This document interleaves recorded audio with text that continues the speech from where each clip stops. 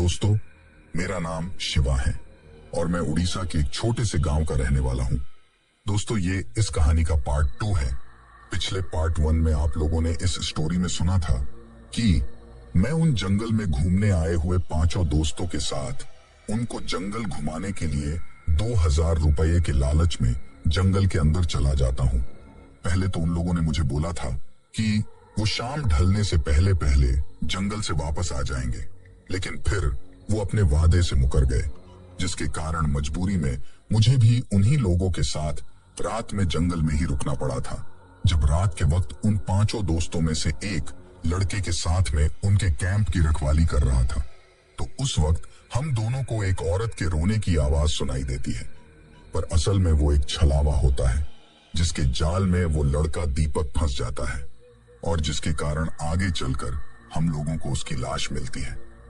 और फिर उसके बाद उसके दूसरे दोस्त, जिसका नाम मोहित था, उसको भी वो डरावना छलावा अपना शिकार बना लेता है। और जब हम सभी लोग वापस कैंप की तरफ लौट रहे थे, तो हम लोगों को पीछे से मोहित की एक दर्द भरी चीख सुनाई देती है।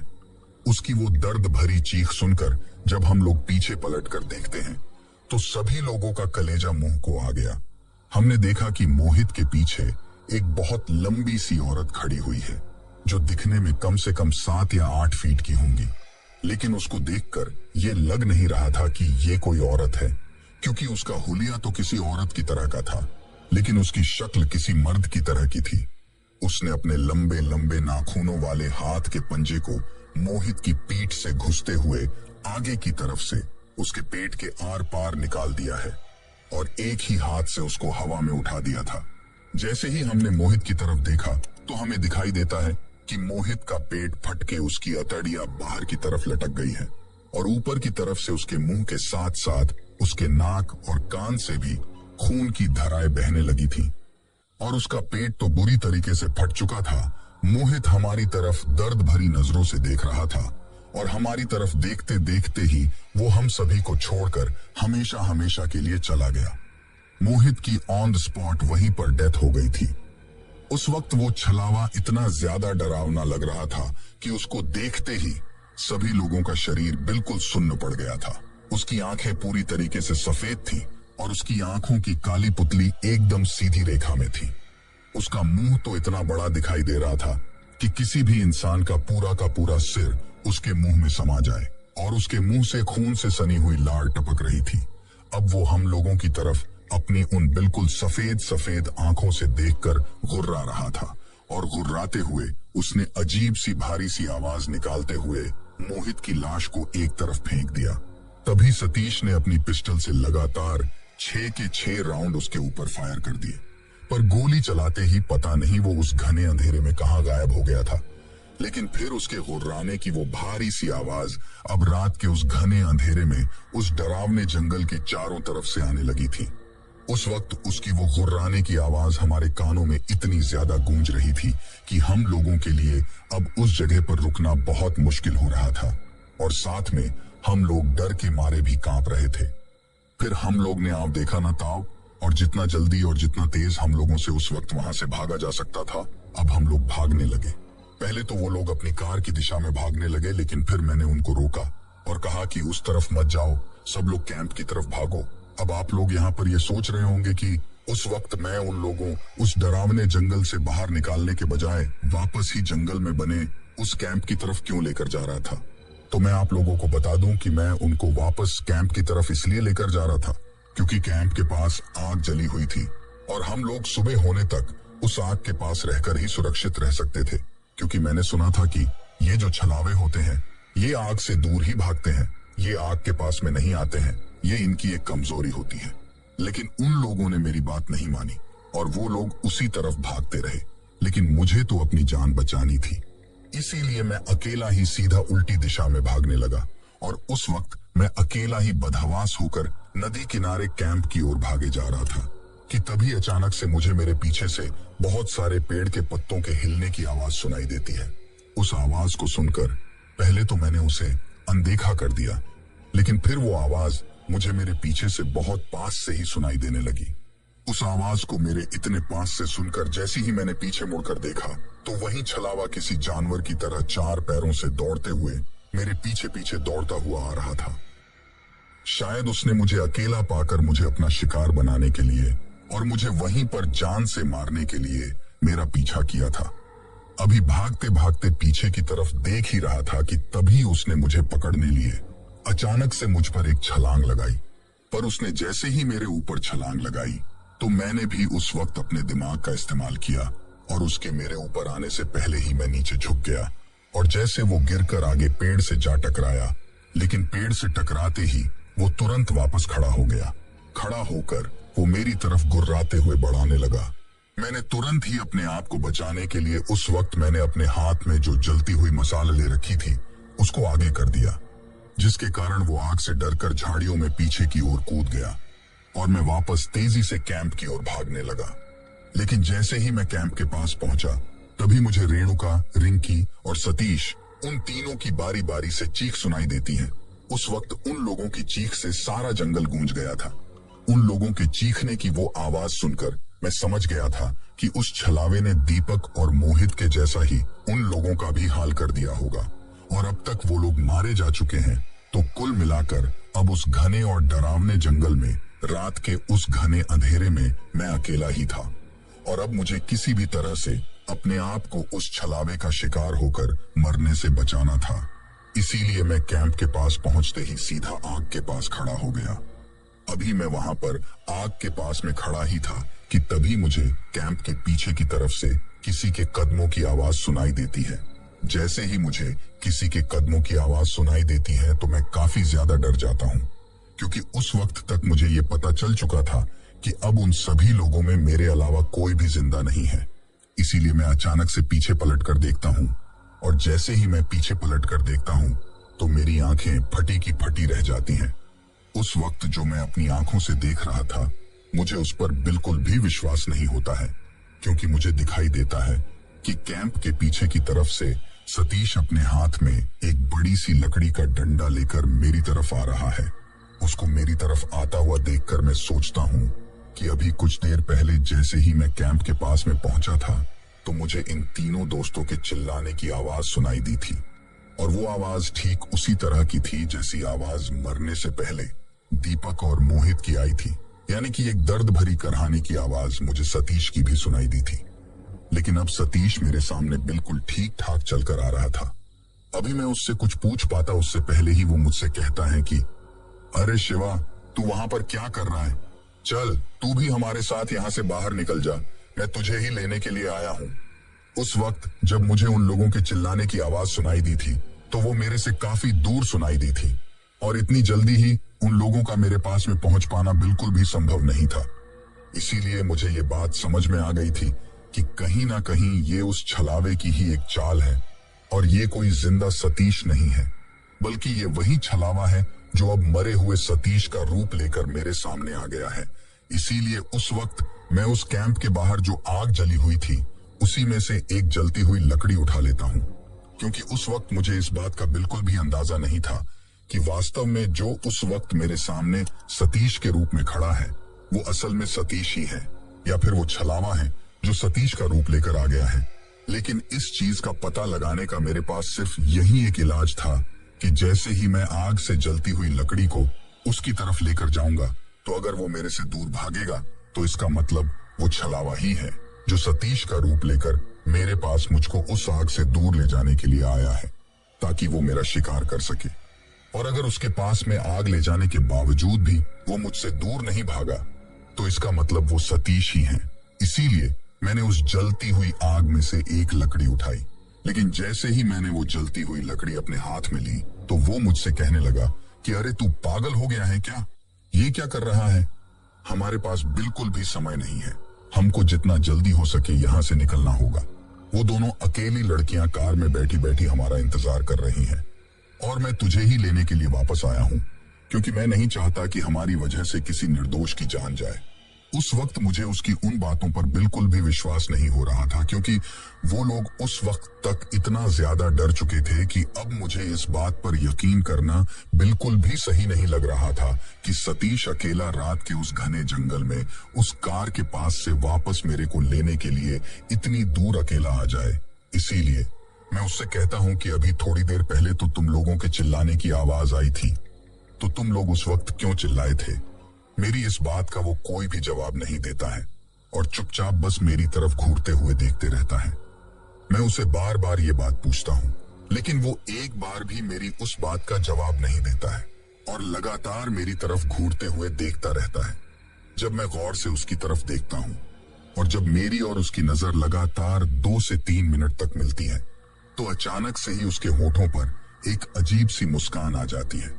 धीरे धीरे उसकी आंखें बिल्कुल उस छलावे की तरह सफेद होने लगती हैं जो अभी कुछ देर पहले ही मेरी जान के पीछे पड़ा हुआ था, और देखते ही देखते उसका वो रूप पूरी तरीके से बदल जाता है। धीरे धीरे जैसे जैसे उसका वो रूप बदल रहा था, तो मुझे कहानी समझ में आ गई थी कि ये कोई सतीश नहीं बल्कि वही छलावा है और अब ये अपने असली रूप में आ रहा है। लेकिन उस वक्त मुझे ये समझ में नहीं आ रहा था कि अगर इसने सतीश का रूप लेकर मुझको यहाँ से निकालने के लिए इतनी कोशिश की, तो फिर अचानक से ये अपने असली रूप में क्यों आ रहा है। पर जैसे ही वो धीरे धीरे अपने पूरे असली रूप में आ गया, तो उसको देखते ही फिर से मेरा शरीर डर के मारे थर थर कांपने लगा था और उस वक्त मेरे शरीर से अचानक से काफी तेज पसीना भी निकलने लगा था। लेकिन उस वक्त मुझे इस बात का पता था कि जब तक मैं इस आग के पास में हूँ और जब तक यहाँ पर ये आग जली हुई है, तब तक ये छलावा मेरा कुछ भी नहीं बिगाड़ सकता और मुझे अपने आप को सुबह की पहली सूरज की किरण निकलने तक उस छलावे से बचाकर रखना था। क्योंकि सुबह की पहली किरण निकलते ही जैसे ही जंगल में सूरज का प्रकाश आएगा, तो उस छलावे की शक्तियां अपने आप ही कम हो जाएंगी और फिर मैं अपने आप को वहां से बचाकर निकाल पाऊंगा। क्योंकि जो छलावा होता है वो रात के वक्त ही ज्यादा ताकतवर होता है। इसीलिए मुझे उस आग को जलाकर रखना था ताकि सुबह होने तक मैं किसी भी तरह से इस छलावे के चंगुल में ना फंसूं। लेकिन उस वक्त जैसे ही वो अपने असली रूप में आया, तो असली रूप में आते ही अजीब तरीके से मुस्कुराते हुए जोर जोर से हंसने लगा और मुझसे कहने लगा कि तू चाहे कितनी ही कोशिश कर ले, लेकिन आज रात को मैं तुझे उन्हीं लोगों की तरह मारकर तेरा वही हाल करूंगा जो कुछ देर पहले मैंने उन लोगों का किया था। आखिर तू इस आग को कब तक जलाकर रखेगा? थोड़ी बहुत देर में सारी लकड़ियां जल जाएंगी और फिर तू अपने आप को किस तरह से बचा पाएगा, मैं भी देखता हूं। उस वक्त उस छलावे की बात सुनकर मुझे इस चीज का एहसास हुआ कि अगर जल्द ही मैंने कुछ ऐसा नहीं किया जिसकी वजह से ये आग लगातार जलती रहे, तो जैसा ये कह रहा है ठीक वैसा ही हो जाएगा और थोड़ी ही देर में ये आग पूरी तरीके से बुझ जाएगी और फिर मैं मर जाऊंगा। इसीलिए अब मैं वहां पर जो कैंप को बनाने के लिए लकड़ियां लाई गई थी, उनमें से कुछ लकड़ियां बची हुई थी। इसीलिए मैं उन लकड़ियों को उठाकर उस जलती हुई आग में डाल देता हूँ और उन सभी दोस्तों के बैग उस वक्त वहीं पर रखे हुए थे। इसीलिए मैं एक एक बैग को उठाकर मेरे पास ले आता हूँ और फिर उनमें से उन लोगों के जो कपड़े थे वो निकाल निकाल कर उस आग में डालने लगता हूँ, क्योंकि अब तक मुझे इस बात का अच्छी तरीके से पता चल चुका था कि वो सारे के सारे लोग मर चुके हैं। इसीलिए अब उन मरे हुए लोगों के जो कपड़े बचे हुए थे, वो ही मुझे अपनी जान बचाने के लिए इस्तेमाल करने पड़ रहे थे। उनके बैग से कपड़े निकालते निकालते ही मुझे कुछ ऐसा मिलता है जिसके मिलने के बाद मुझे अपने आप को बचाने की उम्मीद नजर आने लगी थी।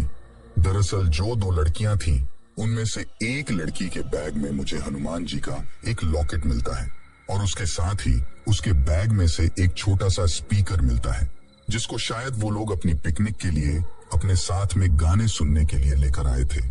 उस हनुमान जी के लॉकेट को और उस स्पीकर को देखकर मेरे दिमाग में एक चीज आती है कि अगर इस लॉकेट को मैं अपने गले में पहन लेता हूँ और इस छोटे से स्पीकर में मैं हनुमान चालीसा चला देता हूँ, तो रात के इस घने अंधेरे में और इस सुनसान जंगल में ये छोटा सा स्पीकर भी बहुत तेज आवाज करेगा और इस स्पीकर में हनुमान चालीसा की आवाज सुनकर ये छलावा भी यहाँ से दूर भगाने लगेगा। क्योंकि जहां तक मैंने मेरे गांव के बड़े बुजुर्गों से सुना था, तो उन लोगों का कहना था कि ये जो भूत, प्रेत, चुड़ैल, छलावे और जो भी शैतानी शक्तियां होती हैं वो हनुमान चालीसा को सुनकर वहां से दूर भागने लगती हैं। लेकिन उस वक्त जैसे ही मैं उस स्पीकर को चालू करता हूं तो वो स्पीकर चालू तो हो जाता है, लेकिन वो एक ऐसा स्पीकर था जो कि मोबाइल से कनेक्ट होकर चलता था। पर उस वक्त मेरे पास तो ऐसा कोई भी मोबाइल नहीं था जिससे मैं उस स्पीकर को कनेक्ट कर पाऊं। लेकिन तभी अचानक से ही उस स्पीकर में अपने आप ही कुछ गाने बजने लगते हैं। जब उस स्पीकर में वो गाने बजने लगते हैं तो उन गानों को सुनकर वो छलावा मेरे ऊपर हंसने लगता है और मेरी तरफ अजीब अजीब तरीके से काफी डरावने डरावने इशारे कर रहा था। वो अपने हाथों से मुझको इशारे करके ये कह रहा था कि मैं तुझे टुकड़ों टुकड़ों में काट दूंगा और फिर तेरे को कच्चा चबा जाऊंगा। लेकिन उस वक्त वो अजीब अजीब तरह की आवाज भी कर रहा था। कभी तो वो किसी लड़की की आवाज निकालता था, कभी किसी औरत की आवाज निकालता था और कभी कभी किसी छोटे बच्चे के रोने की आवाज निकालता था। उस वक्त वो मेरे सामने नहीं था बल्कि वहां से गायब हो चुका था और अब उस जंगल के अलग अलग कोनों से वो अजीब अजीब तरह की आवाजें निकाल रहा था। छोटे बच्चों की आवाज को सुनकर एक पल के लिए तो मेरा दिल उस तरफ जाने के लिए हुआ। मुझे लगा कि कहीं सच में ही कोई बच्चा उस छलावे के चंगुल में ना फंस गया हो। लेकिन उस वक्त जब मैंने अपने हाथ में उस लॉकेट को ले रखा था और जैसे ही मैं उस तरफ जाने लगा तो उस लॉकेट से मुझे एक अजीब सा वाइब्रेशन सा महसूस हुआ, यानी कि एक झटका सा लगा। और उस झटके के लगते ही मैं समझ गया कि शायद भगवान भी ये नहीं चाहते कि मैं अकेला इस आग को छोड़कर उस तरफ जाऊं। इसीलिए मैं उस लॉकेट को अपने गले में पहन लेता हूं। उस लॉकेट को अपने गले में पहनते ही मुझे एक अजीब सी ऊर्जा महसूस होने लगती है। थोड़ी देर पहले जब मेरा शरीर डर के मारे काफी ज्यादा थर्राते हुए कांप रहा था, तो अब उस लॉकेट को पहनने के बाद मेरा शरीर थोड़ा मुझे अपने काबू में होता हुआ महसूस होता है और अब मैं डर के मारे कांपने के बजाय उस चलावे का पूरी हिम्मत के साथ सामना करने की कोशिश करने लगता हूँ। फिर उस वक्त मेरे दिमाग में एक चीज आती है कि अगर स्पीकर में हनुमान चालीसा नहीं बज रही है तो मैं खुद ही अपने मुंह से मुझे जैसी भी टूटी फूटी हनुमान चालीसा आती है वैसे ही टूटी फूटी हनुमान चालीसा जोर जोर से बोल लेता हूँ। फिर उस वक्त मैं वहां पर वही चीज करता हूँ, पर जैसे ही मैं जोर जोर से वहां पर हनुमान चालीसा बोलने लगा तो अब जंगल के अलग अलग कोनों से एक औरत की अजीब तरीके से करहाते हुए रोने की आवाज आने लगती है। उस आवाज को सुनकर ऐसा लग रहा था कि जैसे मेरे हनुमान चालीसा बोलते ही उस औरत को कोई बहुत ज्यादा तकलीफ हो रही हो और उस वक्त उसके उस करहाने की आवाज को सुनकर मुझे ऐसा लग रहा था कि जैसे उसे इस तरह की तकलीफ हो रही है जो उसके लिए बहुत ही ज्यादा असहनीय है। लेकिन उस वक्त उस चीज को देखते ही मुझे इस चीज का पता चल चुका था कि अब हनुमान चालीसा के बल पर ही मैं इस भूतिया और डरावने जंगल से बाहर निकल सकता हूँ। और अब उस लॉकेट को पहनने के बाद तो मुझे काफी अच्छा महसूस हो रहा था। इसीलिए मैं उस आगे के जलते हुए ढेर में से 3-4 लकड़ियां उठाता हूँ और उन जलती हुई लकड़ियों को अपने हाथ में लेकर जोर जोर से हनुमान चालीसा बोलते हुए उस कैंप से उस जंगल के बाहर की तरफ भागने लगता हूँ। जैसे ही मैं बाहर की तरफ भागने लगता हूँ तो मुझे मेरे पीछे से किसी बच्चे की जोर से चीखने की आवाज सुनाई देती है। उस आवाज को अगर कोई साधारण सा इंसान सुन लेता तो वो तो यही सोचता कि शायद कोई बच्चा मुसीबत में है, लेकिन उस वक्त तक मुझे सारी कहानी समझ में आ चुकी थी। इसीलिए मैंने सोच लिया था कि अब चाहे मुझे किसी की कोई भी आवाज सुनाई दे, लेकिन मुझे किसी भी हाल में पीछे मुड़कर नहीं देखना है और अपने मुंह से जो मैं हनुमान चालीसा बोल रहा हूँ इसको बोलना बिल्कुल भी बंद नहीं करना है। अब मैं भागते भागते जंगल में उस जगह पर आ चुका था जहां पर शाम के वक्त जब वो लोग आए थे तो उन्होंने अपनी गाड़ी खड़ी की थी।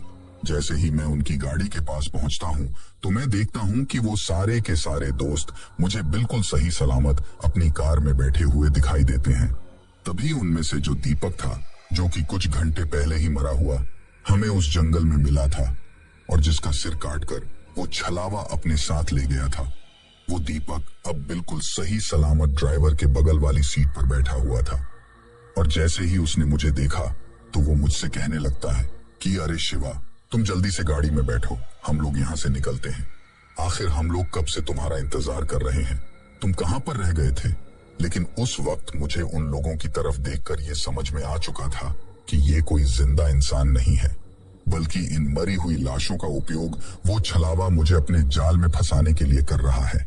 क्योंकि उस वक्त जब मैंने गौर से उन लोगों की तरफ देखा तो मुझे दिखाई दिया कि उन लोगों की आंखों की पुतलियां पूरी तरीके से ऊपर की तरफ पलटी हुई हैं।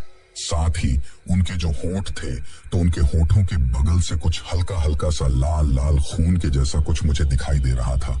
उस चीज को देखकर मैं समझ गया था कि ये उसी छलावे की एक चाल है। इसी वजह से उन लोगों को वहीं पर उस कार में छोड़कर मैं वहां से भागने लगता हूँ। अब जिस जगह पर वो कार खड़ी हुई थी वहां से मेरा गांव लगभग 2.5 से 3 किलोमीटर था। लेकिन अब तक भागते भागते मेरे शरीर में बिल्कुल भी हिम्मत नहीं थी कि मैं अब इतना आगे और भाग सकूं। इसीलिए मैं एक जगह पर हांफते हुए रुक जाता हूं। पर जैसे ही मैं उस जगह पर हांफते हुए रुकता हूं तो उस वक्त मैं वहां पर रुककर अभी थोड़ा सांस ले ही रहा था कि तभी अचानक से मुझे मेरे पीछे से एक रोशनी सी आती हुई दिखाई देती है। जैसे ही मुझे वो रोशनी आती हुई दिखाई देती है तो मैं देखता हूं कि उन लोगों की वो कार अब अपने आप ही चलकर मेरी तरफ आ रही है और उसमें मुझे वो लोग भी बैठे हुए दिखाई देते हैं। उस चीज को देखकर मैं समझ गया था कि शायद अब ये छलावा मुझे इस कार से टक्कर मारकर मारना चाहता है। इसी वजह से उस वक्त मैं अपने हाथ से हनुमान जी के उस लॉकेट को छूता हूँ और मन ही मन उनसे प्रार्थना करता हूँ कि हे भगवान, मुझे अपने बल से इतनी शक्ति दो कि मैं इस भूतिया और डरावने जंगल से इस छलावे के जाल से बाहर निकल सकूं। अभी मैंने इतनी प्रार्थना की ही थी कि तभी मुझे अपना सांस थोड़ा काबू में आता हुआ महसूस होता है और उसके बाद मैं फिर से अपने गांव की तरफ दौड़ने लगता हूं। उस दिन मैं अपनी जिंदगी में पहली और आखिरी बार इतना ज्यादा दौड़ा था। लेकिन उस दिन दौड़ते दौड़ते जैसे ही मैं मेरे गांव के पास में पहुंचा तो गांव की सीमा में पहुंचते ही मैं धड़ाम से जमीन पर गिरकर बेहोश हो गया था। पर जब मेरी आंख खुली तो मैं मेरे घर पर चारपाई पर लेटा हुआ था और मेरे अगल बगल के लोग मेरी चारपाई के चारों ओर खड़े हुए थे। साथ ही जो मेरे मम्मी पापा थे वो बार बार मेरे चेहरे पर पानी के छींटे मार रहे थे। फिर उठने के बाद जब उन लोगों ने मेरी इस हालात का कारण पूछा तो मैंने उनको सारी कहानी बताई और उन लोगों को मैंने बताया कि ऐसे 5 लोग जंगल में घूमने के लिए आए थे और उनको उस छलावे ने मार दिया है।